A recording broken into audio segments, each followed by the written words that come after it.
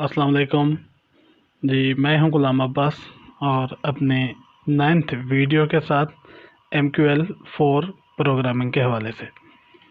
तो हम last time जो है इफ़ कंडीशन को देख रहे थे। आज उससे थोड़ा सा और मज़ीद एडवांस जो है सेटअप के अंदर जाएंगे और मैं आपको आज जो है चीज़ जिसकी डिस्कशन करवाऊंगा that is the loop. Loop उस अमल को कहते हैं जो कि किसी भी काम को बार बार दोहराया जाए। अगर लूप का स्ट्रक्चर मैं आपको पहले दिखा देना चाहता हूँ कि लूप होता क्या है। ये भी प्रोग्रामिंग की दुनिया के अंदर जैसे हम कहते हैं ना कि पिलर्स की हैसियत होती है, इसकी भी वही हैसियत है। पिलर्स की तरह इसके बगैर आप मतलब एक कदम भी नहीं चल सकते। ये वो वाली मतलब सिचुएशन होती है। लूप का सिंपल जो बॉडी स्ट्रक्चर है वो ये मैंने यहाँ पे शो कर दिया है, इसको ज़रा एक नज़र देख लें। इसके अंदर सबसे पहले लूप के अंदर एक एक्सप्रेशन आती है। एक्सप्रेशन के बाद वो एक्सप्रेशन जब एग्जीक्यूट होती है तो उसके बाद उस कंडीशन जो है उसकी या तो ट्रू आनी चाहिए या फॉल्स आनी चाहिए।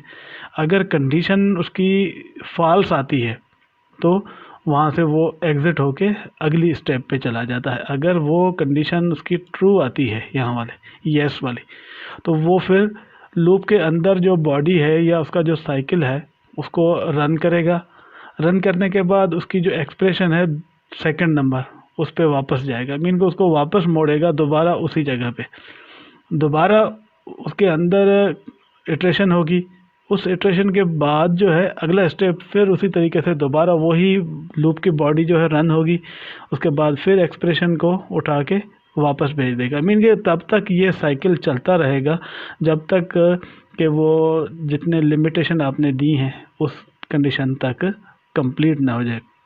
तो हम अभी चलते हैं अपना सीधा MQL एडिटिंग के अंदर और वहाँ पे देखते हैं कि इसको जब हम लिखते हैं तो किस तरीके से। तो सिंपल ये वाला जो है लूप की बॉडी है, सॉरी सिंटैक्स लूप का जो है वो है। मैंने आज जो है लूप के लिए बहुत सारे वर्ड हैं लेकिन मैंने जो आज का मुंतखब किया है that is the for loop, जो कि सबसे ज़्यादा इस्तेमाल होता है। फॉर के बाद ब्रैकेट बिगिन के अंदर आप ये इंटीजर जो है वेरिएबल डिक्लेयर यहाँ पे भी कर सकते हैं। अगर आप यहाँ न करना चाहें तो इसको कहीं बाहर भी कर सकते हैं। मिसाल के तौर पे हमने वेरिएबल आई को जो है इसके लिए यूज़ किया है। This is the I variable को अगर आप यहाँ डिक्लेयर नहीं करना चाहते तो आप ऊपर भी डिक्लेयर कर सकते हैं एंट आई सेमीकोलन। सॉरी, इसको जो है कैपिटल लेटर में नहीं लिखना, ठीक है ना। इंटीजर आई आप इज इक्वल टू 0 भी कर सकते हैं अगर इनिशलाइज नहीं भी करेंगे। अगर इस तरीके से भी आप इसको डिक्लेयर करेंगे तो भी चल सकता है।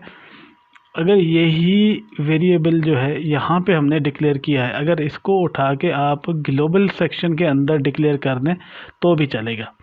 मीन के जो इसका वेरिएबल हम यूज़ कर रहे हैं इसको अगर आप ग्लोबल स्कोप के अंदर डिक्लेयर करते हैं तो भी ठीक है, चलेगा। अगर इसको इसके अंदर जिस फंक्शन में इस्तेमाल हो रहा है उसके अंदर डिक्लेयर करेंगे जिसको हम लोकल वेरिएबल कहते हैं। ये मैं ग्लोबल और लोकल वेरिएबल का कॉन्सेप्ट अपनी पहली वीडियोस के अंदर दे चुका हूँ। तो अगर जिस भी दोस्त ने वो नहीं देखी हैं तो अगर वो डायरेक्ट यहाँ से देख रहा है तो शायद उसको काफ़ी चीज़ें समझ में ना आ पाएँ। तो बेहतर ये है कि आप दोबारा मेरी शुरू से वीडियो देखें और उनको समझें, तब ये चीज़ें समझ में आएंगी, क्योंकि ये एक तरतीब के साथ चलेंगे तो ही चीज़ें समझ में आएंगी। अब आप यहाँ पे डिक्लेयर करें, यहाँ पे डिक्लेयर करें, इन दोनों से आपको क्या समझ में आ रहा है कि अगर हम डायरेक्ट यहाँ पे इसको लिख दें, जैसे ये हमने यहाँ पे पहले लिखा हुआ था integer I is equal to 10। अच्छा, इसके अंदर मैंने आपको पहले बताया कि इसके 3 हिस्से होते हैं। ये वाला पहला हिस्सा होता है जहाँ पे हम वेरिएबल डिक्लेयर करते हैं, इसकी लिमिट जो है वो डिक्लेयर की जाती है। सेकंड के अंदर इसको बताया जाता है कि कब तक तुमने इसको रन करना है, कितने दफ़ा इसको साइकिल चलाना है, इसको बार बार मतलब करते रहना है। अगेन ये स्टेप बताता है कि कितने स्टेप के साथ। अच्छा, मैं जो है आपको जब लॉजिकल ऑपरेशंस के बारे में बताया था कि ये वो चीज़ें हैं जो बार बार हमें आगे चल के यूज़ करनी पड़ेंगी। यहाँ पे देखें i इज़ इक्वल टू 10, हमने i को 10 की वैल्यू पास करवा दी है। अगेन उसी तरीके से यहाँ पे देखें i इज़ ग्रेटर देन और इज़ इक्वल टू 0, ये भी चीज़ हम पहले बयान कर चुके हैं। अगर आपको देखनी है तो पुरानी वीडियो में देख सकते हैं कि इसका क्या कंडीशन का मतलब क्या होगा। उसके बाद i माइनस माइनस, ये 2 दफ़ा माइनस का मकसद है कि हर दफ़ा इसकी i की वैल्यू में से एक कम करते जाओ। मैंने आपको पहले बताया था ये वाली एक्सप्रेशन जो है ये इसको वापस भेजती है, लेकिन जब ये वाली एग्जीक्यूट होती है तो उसमें या तो एक प्लस कर देती है, माइनस कर देती है, मीन कि जो स्टेप हमने दिया होता है उस हिसाब से उसको चेंज करके आगे भेज देती है। वापस आ जाए यहाँ पे। उसके बाद इस कंडीशन को हम ऐसे कह सकते हैं कि हमने 1 से लेके 10 दफ़ा एक ही काम को बार बार रिपीट करना है। अगर हम यही काम नॉर्मल तरीके से करें तो हमें उसके लिए 10 वेरिएबल डिक्लेयर करने पड़ेंगे। वेरिएबल सपोज करें कि A1 A2 A3 A4 A5 इस तरीके से गो ऑन, जब तक 10 वेरिएबल, और फिर उन 10 वेरिएबल को अलग अलग तरीके से वैल्यू असाइन करेंगे। फिर जब प्रिंट करना हो या उनसे कोई काम लेना हो तो हम अपने मतलूबा वेरिएबल को कॉल करके अपना वो जो है पर्टिकुलर काम सर अंजाम दे सकते हैं। लेकिन क्या ये कोई इस तरीके से करना कोई ढंग का तरीका तो ना हुआ? तो जो है जो कंप्यूटर लैंग्वेजेस हैं उनके अंदर इसका मुतबादिल हल मौजूद है कि आप उसको इटरेशन सिस्टम पे लगाएं, ये सिस्टम खुद ब खुद उसको रिपीट करके उतनी दफ़ा चला देगा। इसका एक प्रैक्टिकल वैल्यू भी हम देखेंगे कि इसको जब हम प्रैक्टिकली MT4 के अंदर यूज़ होता है तो उसका कैसे यूज़ होगा। हम सपोज़ मैं एक एग्जांपल आपको दे दूं कि आपके पास हिस्ट्री के अंदर किलोज आर्डर होते हैं। अब कितने आर्डर होते हैं? हज़ारों में भी हो सकते हैं, 100 में भी हो सकते हैं, और 15-20 भी हो सकते हैं, आपको मालूम नहीं है। लेकिन आप इसकी वैल्यू लूप के अंदर डाल के उसको चला दें और हर आर्डर को एक एक दफ़ा कंट्रोल में लेते जाएं, उसके ऊपर जो भी एग्जीक्यूशन करनी है वो करते जाएं और अपना आउटपुट लेते जाएं और एंड तक चले जाएं।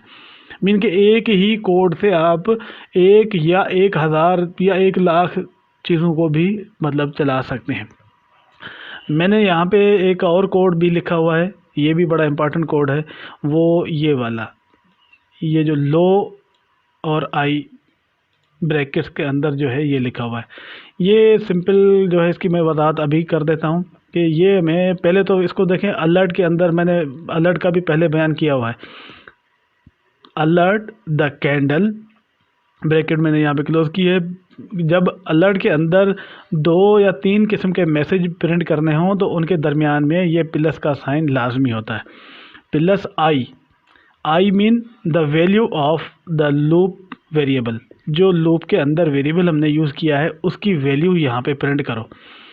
उसके बाद मैसेज है low value is equal to, यहाँ पे फिर मैंने एक और चीज़ उठाई है और ये वाली आपके लिए आज बिल्कुल नहीं है, इसको भी मैं वजाहत से बयान करूँगा। सिंपली हम अगर आ जाते हैं अपने MT4 की स्क्रीन के ऊपर। अच्छा, ये कैंडल देखें, ये कैंडल हमने एक कैंडल के ऊपर जैसे ही माउस रखा है तो इसकी वैल्यूज़ जो है हमें ये शो होना शुरू हो गई हैं। ओपन, सबसे पहले तो टाइम है, टाइम के नीचे ओपन है, हाई है, लो है, क्लोज है, वॉल्यूम है। अक्सर व बेशतर आपने देखा होगा कि हम 4 चीज़ें जो हैं इसकी बहुत ही हमारे लिए इम्पॉर्टेंट होती हैं किसी भी कैंडल की, वो होती हैं open, high, low and close. अब हम इस कैंडल को यहाँ पे जितने कैंडल ये नज़र आ रहे हैं किसी तरीके से हमने डिफ़ाइन करना होता है। हम कैसे किसी को, अगर मैं आपको बताऊं कि जी कैंडल, तो आप कहेंगे इसमें तो बहुत सारे कैंडल हैं, आप कौन से कैंडल की बात कर रहे हो? तो मैं अगर आपको कहूँ कि जी 5वां नंबर कैंडल, तो आप मुझे कहोगे यार 5वां नंबर इस साइड से या इस साइड से। तो जाहिर बात है कि कैंडल अगर टाइम फ्रेम के हिसाब से आगे पीछे कर लेंगे तो बहुत कुछ इसमें चेंजिंग हो जाती है, लेकिन ये वाली साइड कैंडल की फिक्स होती है, क्योंकि हमें पता है कि this is the current last candle जो कि अभी बन रहा है जिस टाइम फ्रेम में आप मौजूद हैं। हम यहाँ पे देखेंगे कि this is the last one candle, इसको हम 0 कैंडल से शो करते हैं इस कैंडल को। ज़ीरो वाले कैंडल के बाद ये 1 कैंडल हो जाएगा, ये वाला जो है 2 हो जाएगा, 3 हो जाएगा, 4 हो जाएगा, 5 हो जाएगा। इस तरीके से ये कैंडल्स जो हैं वो आगे काउंट होते जाते हैं। इसके अंदर हमने मूविंग एवरेज को देखा था कि मूविंग एवरेज के अंदर हम जो वैल्यू रखते हैं पीरियड्स के अंदर, वो यही होती है कि कितने कैंडल पीछे जाके काउंट करने। और इन कैंडल्स को जो है हम जब लिखते हैं तो इस कमांड के साथ लिखते हैं। ये वाला एक फंक्शन है प्री डिफाइन जो MQL4 के अंदर है। लो और आई का मकसद है कि नंबर ऑफ द कैंडल, कि वो कैंडल जो लूप से हमने इसको दिया हुआ है उस कैंडल की वैल्यू को जो है ले आओ। और वैल्यू कौन सी, मीन के लो वैल्यू। अगर यहाँ पे आप चेंज करके इसको हाई भी कर सकते हैं, ओपन भी कर सकते हैं, क्लोज भी कर सकते हैं। इसकी 4 वैल्यू यहाँ पे आप देख सकते हैं। अगर सपोज करें कि हाई से मैं लिखना चाहूँ, ये जैसे ही आप लिखेंगे तो यहाँ पे ये रेड कलर पिंक कलर के साथ शो हो जाता है। अब अगर सपोज करें कि हम हाई देखना चाह रहे हैं, इस कोड के अंदर सिंपल अगर मैं इसको दूसरे लफ्ज़ों में बयान करूँ तो ये कहता है कि हमें पिछले जो 10 कैंडल हैं उनकी हाई की वैल्यू बताओ। चलें हम इसको कंपाइल करते हैं। जी, ये हो गया कंपाइल होने के बाद हम यहाँ पे आते हैं तो ये देखें यहाँ पे हमें इसके वैल्यूज़ शो हो रही हैं। The candle 1 low value is equal to 109503, क्योंकि मैसेज में हमने ये चीज़ चेंज नहीं की। देखें ये लो वैल्यू था तो हम इसको जो है हाई वैल्यू लिख सकते हैं ताकि हमारे लिए इजी हो जाए। High value is equal to high और ये वाली वैल्यू हमारे सामने आ जाती है।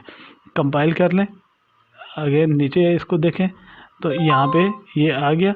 The candle 1 high value is equal to this, the candle 2 high value this, the candle 3 high value this, the candle 4 high value this, candle 5 इस तरीके से चलता है। आखिर में the candle 10 high value is this.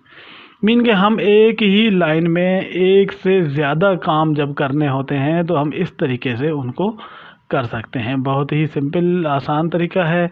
Loop के अंदर हमारे बड़े बड़े मसाइल जो प्रोग्रामिंग के होते हैं वो हम हल कर सकते हैं और बहुत ज़्यादा इस्तेमाल होने वाला ये टूल है। बार बार रिपीट होता है, बार बार यूज़ होता है किसी भी काम के, क्योंकि हमारे पास जो है MT4 के अंदर एक से ज़्यादा आर्डर खुले होते हैं। जब हमारे पास एक से ज़्यादा आर्डर खुले होते हैं तो हमें कैसे उनका जो है उनको सर्च करके हम देख सकते हैं कि एक से ज़्यादा, तो भाई एक से जितने आर्डर खुले हुए उतनी दफ़ा लूप चलेगा। उसके बाद उन आर्डर के ऊपर वो एक्सप्रेशन जो हमारी है एग्जीक्यूट होगी, उसके अंदर वो आर्डर हमारा सामने आ जाएगा जो हम चाह रहे होते हैं। कि हम कह रहे हैं कि जी हमें वो आर्डर शो करो जिनके अंदर लॉस हुआ है, तो वो हमने उसको जाकर रखा कि जी हमारे लॉस वाले आर्डर सारे उठा के साइड पे ले आओ, तो वो सारे साइड पे ले आएगा। हमने कहा कि जिन आर्डरों में हमें फ़ायदा हुआ है वो वाले साइड पे ले आओ, तो वो उठा के साइड पे ले आएगा। तो इस तरीके की बहुत सारी एक्सप्रेशंस हैं जो आगे चलेंगी और आपके सामने शो होंगी। दोबारा एक दफ़ा मैं इसको क्लियर करना चाह रहा हूँ कि loop is a very important, programming के अंदर इसकी बहुत ज़्यादा इम्पोर्टेंस है। इसको थोड़ा सा प्रैक्टिस करने से चीज़ें काफ़ी इसकी हल हो सकती हैं और इतना ज़्यादा स्कोप है इसका प्रोग्रामिंग के अंदर कि आप ना तो कोई इंडिकेटर इसके बगैर बन सकता है, ना कोई प्रोग्राम बन सकता है। आपको अगर मैं सिंपल जैसे इस कमांड से आप देख रहे हैं कि हमने हाई की वैल्यू उठाई है पिछले 10 कैंडल की यहाँ पे। अगर हम बाद में आगे चल के इसको मज़ीद लॉजिकली देखेंगे, हम अगर इसको मैं अगर मूविंग एवरेज के हिसाब से थोड़ा सा एक कॉन्सेप्ट दे दूँ कि मूविंग एवरेज कैसे बनती है, तो आप देखें मूविंग एवरेज के अंदर भी हाई, लो और क्लोज के ऑप्शन होते हैं।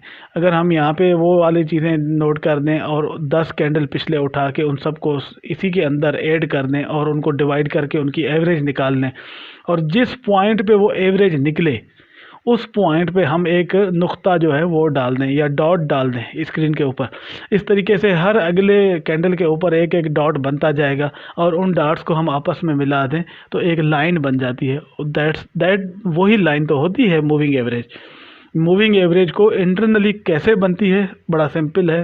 आप कभी मैं आगे चल के आपको बना के भी दिखाऊंगा कि मूविंग एवरेज बनाने के लिए हमें कौन से कोड्स की ज़रूरत पड़ती है, और सेम वही आपका काम होगा जो आमतौर पे मूविंग एवरेज के अंदर होता है। तो आज का सिंपल बस यहीं पे ही मैं एंड करूँगा। आपने इसको बार बार समझना है, प्रैक्टिस करना है। फार के अलावा भी और लूप हैं। एक लूप हमारे पास आता है वाइल, ये वाला। वाइल के साथ भी जो है हम यही सेम वही काम कर सकते हैं, लेकिन वाइल के अपने फ़ायदे हैं और फार के अपने फ़ायदे नुकसान हैं। हर चीज़ का अपना अपना एक जगह पे स्कोप होता है। तो उस हिसाब से अगला स्टेप मैं वो यही कराऊंगा कि वाइल लूप को यूज़ करके देखेंगे और उसके बाद जो है आगे चलेंगे। ये वाली चीज़ बड़ी इंपॉर्टेंट थी कि आप जो है कैंडल्स को कैसे रीड करते हैं। बहुत सारे कैंडल होते हैं आपके स्क्रीन के अंदर, उनको रीड करने के लिए हम ये वाला एक कोड यूज़ करते हैं। किसी भी जगह पे आप इसके अंदर वैल्यू डाल दें, हाई 9 मीन के 9वां कैंडल जो है उसकी हाई की वैल्यू उठा लो, लो 9, जो 9th नंबर कैंडल है उसका लो वैल्यू निकाल लो, क्लोज, ओपन, जो वैल्यू रखेंगे वो आपके पास आ जाएगी। ये एक प्री डिफाइंड फंक्शन है जो कि पिंक कलर में शो हो जाता है। तो दैट इज़ वेरी इजी। तो मिलते हैं इंशाल्लाह अगली वीडियो में, और उसके अंदर मज़ीद इसको देखेंगे। ये प्रोग्रामिंग जो है आपको बड़ी मेहनत से समझनी पड़ेगी। एक दफ़ा समझ में आ गई तो फिर बड़ा ही सिंपल और आसान है।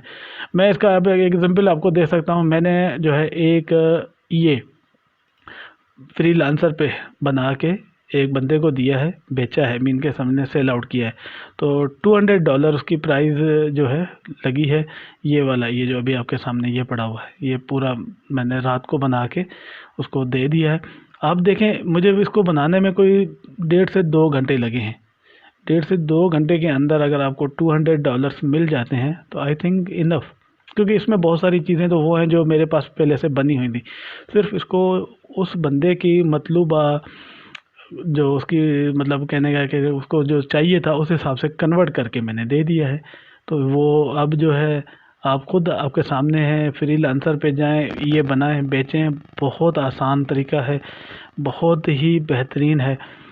मैं आगे बहुत सारी चीज़ें आपको वन बाय वन बताता जाऊंगा, मेन्यू का डिफ़ाइन करना और इसके अलावा जो है मज़ीद और चीज़ें। बहरहाल अभी हम जो है आते हैं अपने वापस प्रोग्राम की तरफ, और आज की वीडियो यहीं पे करते हैं ख़त्म।